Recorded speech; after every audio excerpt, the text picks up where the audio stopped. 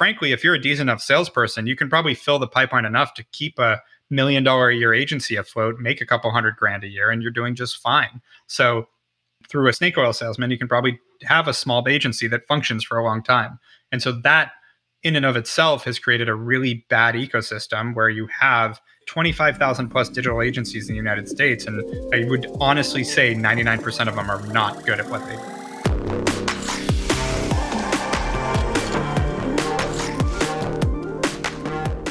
Hi, everyone. Welcome back to the Selling with Love podcast. Do I have a treat for you today? I have the one and only Erik Huberman, who's the founder and CEO of Hawke Media, one of the fastest growing marketing consultancies in America right now. He is an author, a marketing expert, and an entrepreneur. His latest book, The Hawke Method, The 3 Principles of Marketing That Made Over 3,000 Brands Soar, has just released this year, and we're going to dig into some of those concepts that allows these brands, these companies to be able to soar. But we're also going to dig into what's happening in the world for small businesses that might want to get their marketing handled by perhaps an agency, or they want to do the marketing themselves, realizing that it is a big and complicated world out there. And Erik actually has went through understanding what are the things that move the levers in the most effective way possible.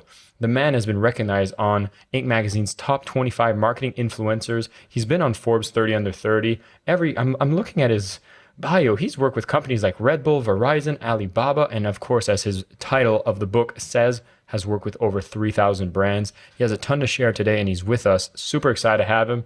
Erik, welcome to the show. Yeah, thanks for having me. Now, Erik, you've done a ton of stuff. You have your own podcast. You've sold over 30,000 copies of your book. You've helped over 3,000 brands. These are amazing statistics you might expect from a company that's been operating for decades.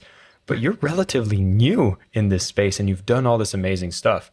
Walk us through on what motivated you to start this and what fueled this early success.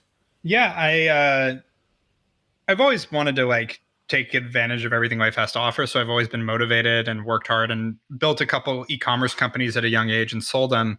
And what motivated me to start this was I started advising and consulting for a lot of friends' companies and big brands, small brands. I was working with Red Bull, Verizon, HP, as well as a lot of startups, helping them with marketing after I had built and sold two of my own digital companies. And I just saw how broken the marketing space was. Basically 99% of agencies out there have no idea what they're doing. And the few that are any good quickly get sort of too big for their britches, and they want to go up market and want long contracts and high minimums and high fees. And they just get really hard to work with. And so the end result is there's an inaccessibility to great marketing. And I wanted to reverse that. So built a little SWAT team, hired to basically fix what was right in front of me, and started helping companies. I basically hired 7 people, an email marketer, a Facebook marketer, a web designer, a fractional CMO, et cetera, and just went back and said, everything's a la carte month to month, but these are some of the best people at what they do, but we can be really easy to work with. And that's how we started. And apparently that little pain point was a very big pain point. And so we grew really fast. And, 8.5 years later, 300 people and continuing to grow and build. And it was, all off this sort of annoyance with how the industry functioned. Well, let's explore that a little more. You speak about this annoyance. Let's talk about what's going on. What are most people getting wrong about marketing that created a space for someone like you to come in and actually do it right? Well, the first part is, there's no barrier to entry in starting an agency. So a lot of people watch too many Ty Lopez and Gary Vaynerchuk videos. And I love Gary, but not as much Ty, but Gary's awesome. But still, some people watch too many videos and go, oh, I could start an agency. They have no marketing background, no experience, no capability, but they go sell some other people that have no idea what they're doing on the fact that they can run their Facebook ads or something. And this has been a, industry that's really taken off the past decade. And so a lot of people sell this snake oil oh, I can do all that for you. Yeah, we do this all the time. And they don't actually know how this affects a business and how to really, the nuance of marketing and how to do it right. And so again, with no barrier to entry, anyone can just come off the street, be a good salesperson and start an agency. And they'll probably churn through a bunch of shitty brands or, I shouldn't even say shitty brands. They'll churn through a bunch of uneducated brands that they'll probably turn shitty because they won't do a good job. And these run out of money or whatever, get to the wiser and fire them. But frankly, if you're a decent enough salesperson, you can probably fill the pipeline enough to keep a $1 million a year agency afloat, make a couple $100,000 a year, and you're doing just fine. So it's not necessarily that these companies will go out of business because you can just keep selling this snake oil. And through a snake oil salesman, you can probably have a small agency that functions for a long time.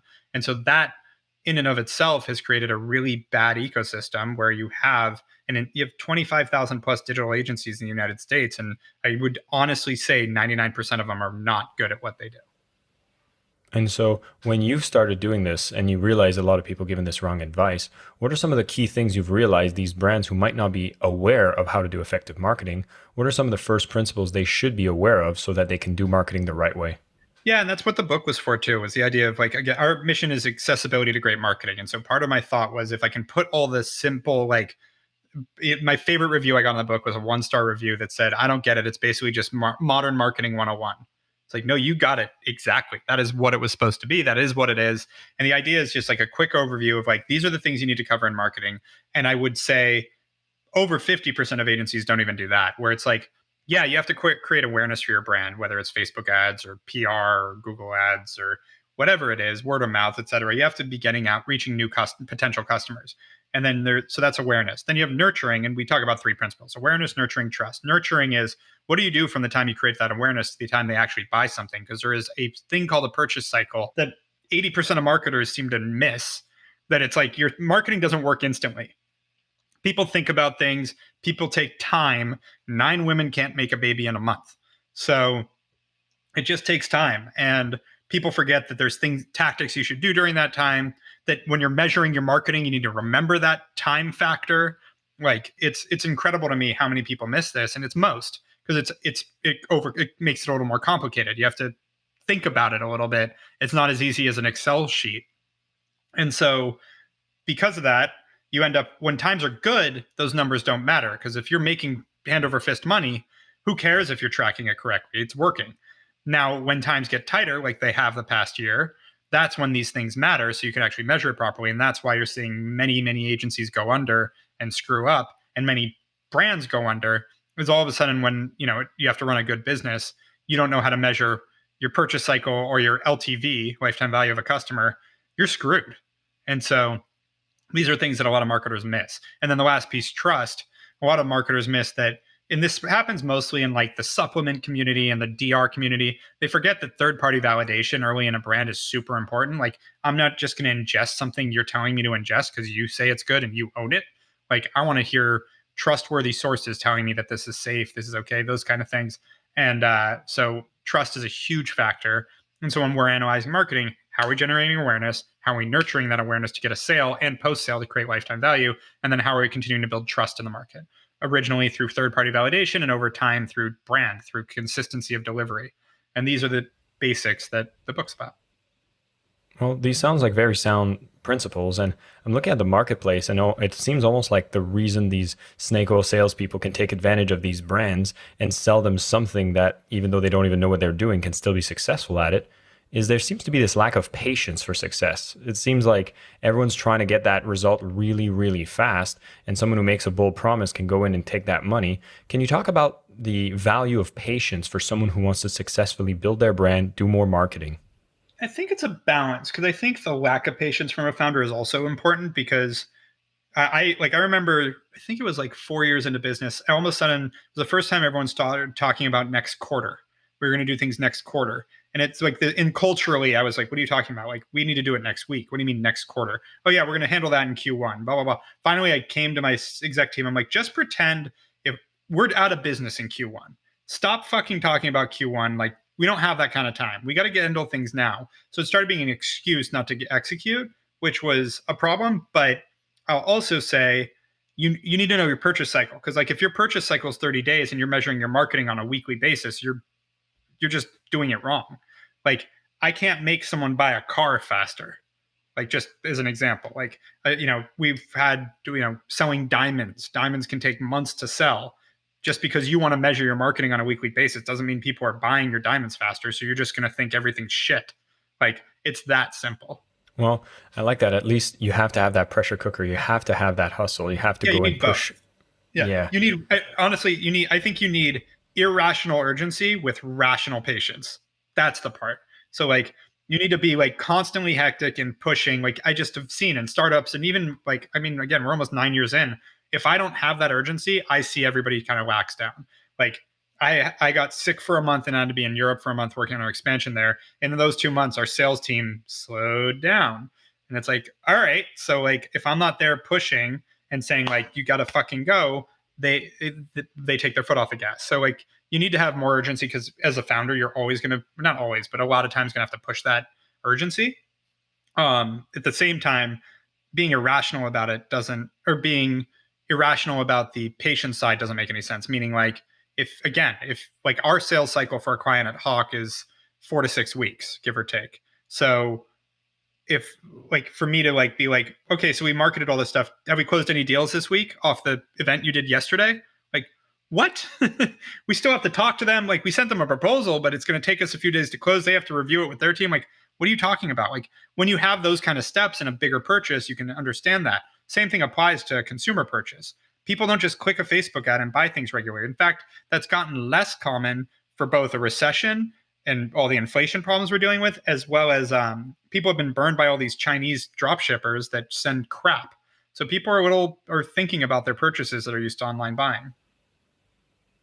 I was going to ask about when you're actually going out there and scaling your business. You talk about identifying this purchase cycle. It seems to be a word you're using a lot, and it's something that seems to be very much required for people to be aware of.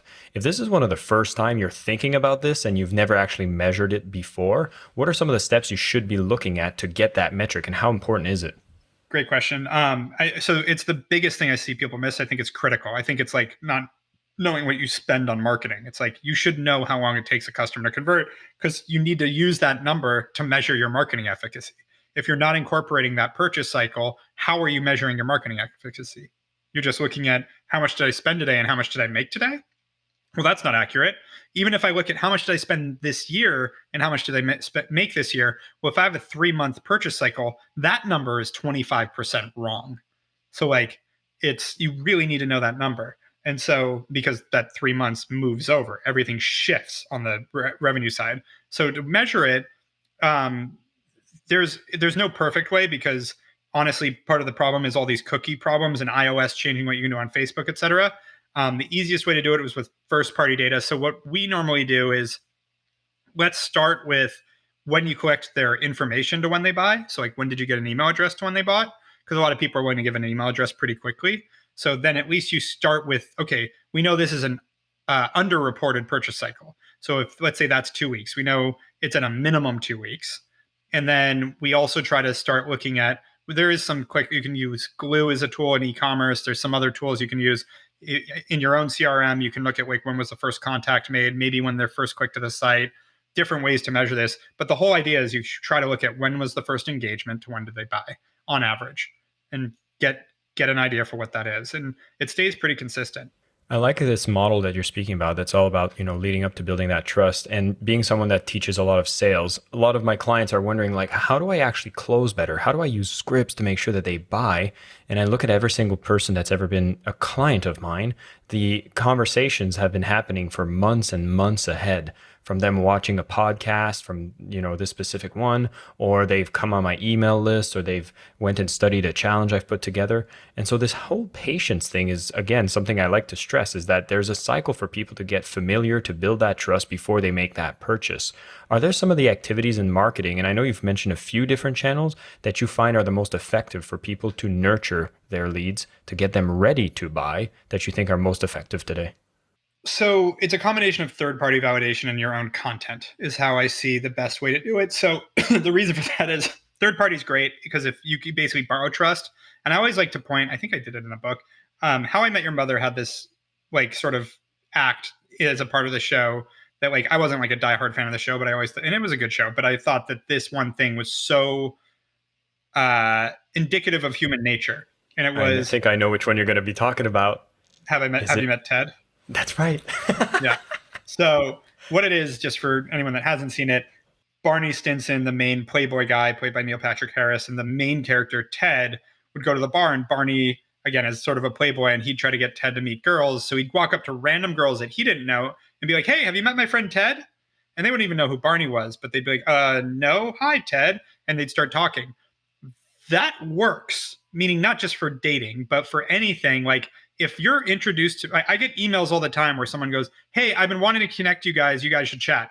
I don't know the person connecting me. I look at my email and I've never heard of them before, but now I feel like, okay, maybe I should chat. Like you're almost you. So trust is interesting because like it is borrowed from in third party validation. Again, it's like if you can get like a masthead, like a Forbes or something, it helps. But at the same time, it could just be a random person making an intro. And that's enough to be like, okay, someone else thinks you're normal. So let's see how this goes. So that with that being said, when you're building trust, it's about stacking all the different ways people are being convinced. People want to see reviews, they want to see testimonials, uh,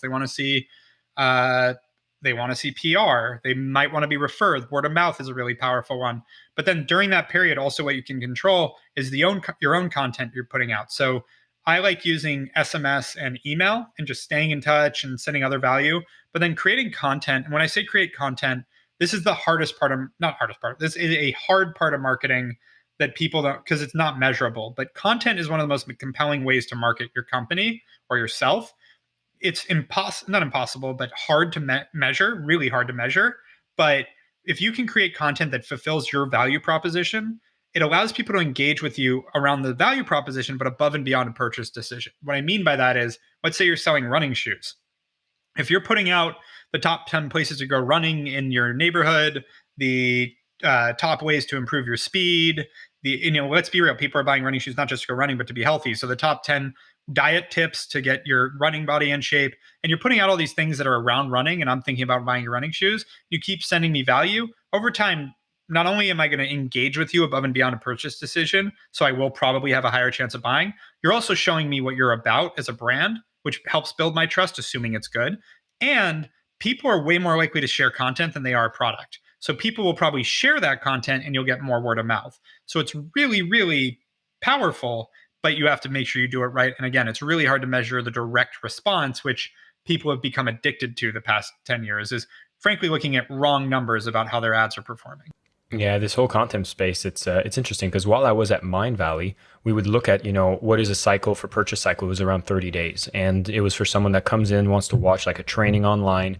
And then we'd look at things like the podcast, we'd look at things as the blog, and it didn't have a direct correlation or measurable result to leading people from, opting in to making the sale. But we noticed that as we continuously did it, the email list seems to open a little more. There seems to be more engagement. Things seems to be growing. People seem to be sharing.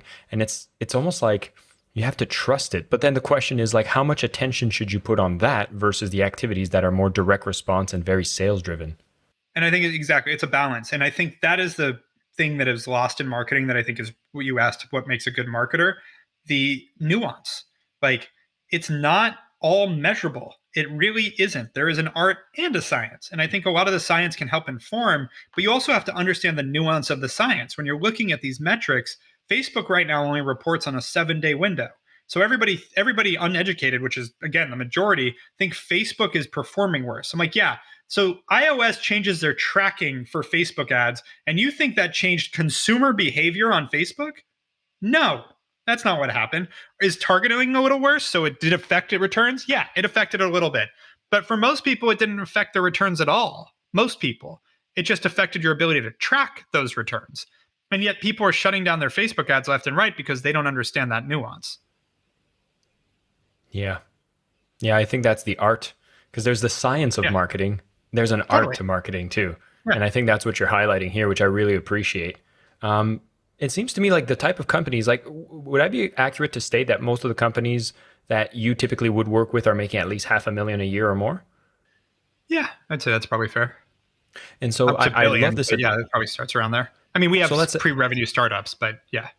Well, this is one. Well, those would be, with venture back, right? So they have money that they're ready to spend. The easiest way to put it, our fees start at about $2,000 a month, and the budgets start around $10,000 a month. That's kind of the starting point. So then, I kind of want to just throw one question in there to just help anybody who might be listening to this and being like, oh my God, this all sounds amazing, but I'm just getting started. And I'm not too sure if this applies to me. Would there be anything you could throw as great information or great guidance for someone who's getting started in marketing? So it all applies to every company. Like you need to be teeing this up and building it from the beginning. Don't hire anyone till you can spend $10,000 a month on marketing because you're not going to get a lever on their time. So my belief, and it could totally be debated, is as a founder, you better be able to generate enough to spend $10,000 a month on marketing or sales before you start hiring marketing or sales. Like you have to be able to be the breadwinner as the founder. That's part of it. I was 85% of our sales when we were doing 7.5 million a year. So like that's the scale you need. And that was me just going out and about selling different business. But like my point is you need to get ingrained enough in your own business to be able to generate 500 grand in revenue or 200 grand in revenue, something to know that like you've got something before you just, think someone else is going to be your savior. Well, this is a big wake-up call for a lot of the listeners who might have sales and marketing reluctance, is understanding that this is the key skill. This is the first pillar. This is what gets you to that $1 million, is understanding and by the way, that you doing it gets you over the reluctance. Part of it, you know this, but like just go do it. Like the reason I got good at sales were two things. I wanted to learn. So in college, I took a door-to-door, I worked for Cutco. I went door-to-door selling knives because I was like, I want to learn sales. And that was awesome, by the way. That program I recommend for any college student to go do. And then after that, I went into commercial real estate a week before Lehman Brothers collapsed in 2008.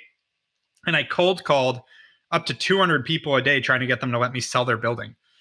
And you just hear, fuck you, go fuck yourself, blah, blah, blah, blah, blah, over and over and over again. And you get to the point that you realize, like, it's just, you hear the same few objections, you get used to it, you get a little bit of tough skin around it, and you stop taking it personally. And then it's kind of fun. And like finding a way to turn your kind of psychology around it and like have fun with it. I think one of my closest friends was the guy I met on that call floor in 2008. And he's still like always, he like tries to find, he's very successful now. And he tries to find new projects that allows him to go cold call a bunch of people because he got almost addicted to that. Like, let's just pick up the phone and dial for dollars. Let's go. And once you get to that level of ability to sell, then whatever you're doing. And again, I don't like, I think people also have a used car salesman view of how sales works. I don't sell anyone. I tell them what I do and why it's valuable. I explain to them why I think they would want it. And then I let them make their own decision. That's it. I don't like, I'm not here like, so what do you think? What do you think? What do you think? I'm just like, yeah, so here's what we do. Here's how our business works. Here's what I think about your business. I'm going to dive in and look at how we can help you. Here's how we can help you. Here's how much it costs. You said these were your budgets, so I think this fits. Seems like we can probably assist you. What do you want to do? Okay, let's get started. Like, if you take your own pressure, like you don't try to be pushy, nobody wants to be pushed into a sale. So you shouldn't be doing that anyways. We call it commission breath. I love that there's so many of the guests I brought on this show that have at least overcome this sales reluctance and have this history with Cutco. So my family has a bunch of those knives. They still have people come to sharpen them regularly. They're amazing tools. And similarly, I worked in real estate doing telephone calls to book appointments for realtors. That was the biggest thing that helped me get over the fear, the reluctance. And I think a lot of us just need to kind of, pull up our pants, tie up our shoes, and just go and make those encounters with humans and not, okay, the resistance is there, the reluctance is there, but we kind of have to overcome it by doing it. And I was going to say, I had it. It's not like I didn't have it. Like, after the Cutco, I then helped start a storm drain filtering company where we were trying to convince companies, property owners all over California. California had passed a law that people had to legally filter their storm drain, or it could be a 75 grand per drain fine. And a drain on a normal parking lot in California is every 12 feet. So like a lot of storm drains. We were there to service them. The problem is they weren't enforcing this law. So like everyone, like we got called con artists. I got chased out of buildings. But once you do it a little bit and you realize I'm still alive, this really didn't matter. That's part of it. It's the same thing with a lot of things in life. Like you just have to get over that inhibition, realize you came out the other side a few times, and then you go, this isn't a big deal. And then we get to focus on our impact again. Erik, there's one question I love to ask every guest that comes on the show. And as you know, you're on the Selling with Love podcast. So I wanted to ask you, what would selling with love mean to you? I think you've got to, when you're selling, you've got to love what you do or be passionate about what you're selling. I think that to me, and also care about the benefit to the other person. I think that's the two things. Like, I wouldn't want to sell my service. I think my services, I think our company does an incredible job, and I see objective things other than my biases. We have enough objective case studies, et cetera, to show we've been really good at what we do. On top of that, when I sell to companies, I've told many companies, you don't need our help, or you're not ready for us. And our salespeople do too, because when we sell to them, we want to make sure we're actually able to help them. And there's a passion for what we do. And like the real driver for what I do is I want to help entrepreneurs. I want to help people that are building these companies. And so that again, selling with love, I think you have to love what you're selling. And I think you also have to care for the people you're selling it to. And if you love what you're selling, then it's not a sell. Like, again, then it's just, I love this. And I forgot where the line came from, but like, it's a sale is a transfer of enthusiasm from one person to another. It's not my own quote, but I agree. If you're enthusiastic about what you're doing and you love what you're doing, then you just get to explain that to someone and that you can make a sale. Erik, thank you so much for coming on the show and sharing all these insights. This has been amazing. I'm hoping for everybody listening, you're realizing that there's a lot of key things that you need to pay attention to in marketing, and realize there's so many people out there either running agencies or telling you what to do in marketing, but actually have no clue about what they're doing. And when you start seeing that there are companies out there that are doing the right things, showing you how to nurture, how to build that trust, this is exactly where you want to focus some of your attention. We know that if you're out there and you're measuring how much time does it take for somebody to actually purchase from the first point of contact, and you know what is the time before they make that sale on average, it becomes one of the most important metrics you can track, so that you can go out there and realize, well, if I spend $1 today, it might not come back until X number of days. So I need to make sure that I'm measuring in a way that it makes sense. We are often impatient for getting the results, and it's great as a founder to be pushing for things to move faster, but we also want to make sure, as Erik has mentioned, that you are respecting the timeline that your customers will take to make that purchase happen. So make your metrics adjust to this. Look at the great ways that you can build that trust in the process, whether it's from building your own content, which we think is a great activity, although a little tricky to measure, as Erik mentioned, but so important in the process, and getting third-party validation, reviews, other sites, the Forbes, all those things that get other people to say, yes, what you're doing is valid. And if you're just getting started, remember, focusing on the sales, focusing on the marketing is going to be some of the things you need to learn as the founder. You can't outsource your own enthusiasm and the impact you want to make for people. So you need to get started there and not even think about hiring people in marketing that are doing it in an agency format or outsourced format until you're ready to spend $10,000 a month. Interesting rule of thumb, something I'm going to investigate myself and something I would tell you to think about as well. If you like this, you would like to learn more principles of marketing that has helped over 3,000 brands soar, go and check out a copy of the Hawke Method. We're going to have a link in the show notes to this book and so many more of the resources that is available with Hawke Media. Erik Huberman, thank you so much for coming on the show. It was a pleasure to have you. Yeah, thank you for having me. I am your host, Jason Marc Campbell, and this is the Selling with Love podcast.